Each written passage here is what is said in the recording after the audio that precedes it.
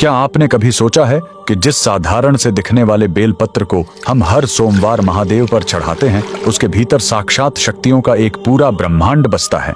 आखिर एक बेल के पत्तों में ऐसा क्या है कि उसे चढ़ाते ही महादेव का रौद्र रूप शांत हो जाता है? स्कंद पुराण में छिपा है वो रहस्य जो बताता है कि बेलपत्र कोई साधारण वनस्पति नहीं, बल्कि माता पार्वती के पसीने की बूंदों से जन्मा एक दिव्य कवच है। वीडियो के अंत तक बने रहना, क्योंकि आखिरी हिस्सा आपको बताएगा कि बेलपत्र के 3 पत्ते असल में किन 3 महाशक्तियों का प्रतीक हैं। इस अलौकिक गाथा का आरंभ होता है मंदराचल पर्वत से, जहां माता पार्वती कठिन तपस्या में लीन थीं। तप की अग्नि इतनी प्रचंड थी कि उनके मस्तक से पसीने की कुछ बूंदें धरती की कोख में जा गिरी। उन्हीं दिव्य बूंदों के अंश से एक अद्भुत वृक्ष उत्पन्न हुआ, जिसे स्वयं माता पार्वती ने बिल्व वृक्ष का नाम दिया। लेकिन रुकिए, इस वृक्ष की असल शक्ति इसके बाहरी रूप में नहीं, बल्कि इसके कण कण में बसे देवत्व में है। स्कंद पुराण के अनुसार बेल वृक्ष की जड़ों में स्वयं माता गिरिजा और राधा रानी का वास है। इसके तने में देवी महेश्वरी निवास करती हैं, तो इसकी शाखाओं में दक्षायणी की शक्ति बहती है। यहाँ तक कि इसके पत्तों में माता पार्वती और इसके फलों में साक्षात देवी कात्यायनी विराजती हैं। क्या आप जानते हैं, इसके नुकीले कांटों में भी करोड़ों शक्तियों का पहरा माना गया है। अब प्रश्न उठता है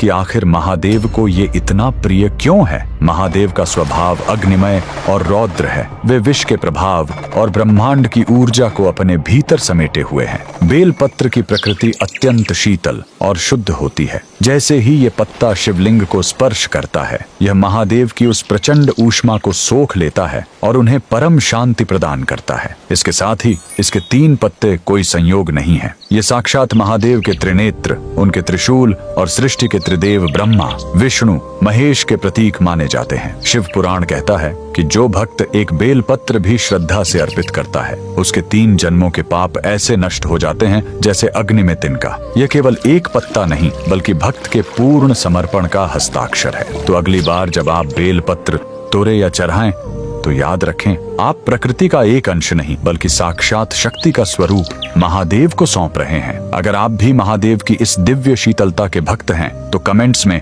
हर हर महादेव जरूर लिखें।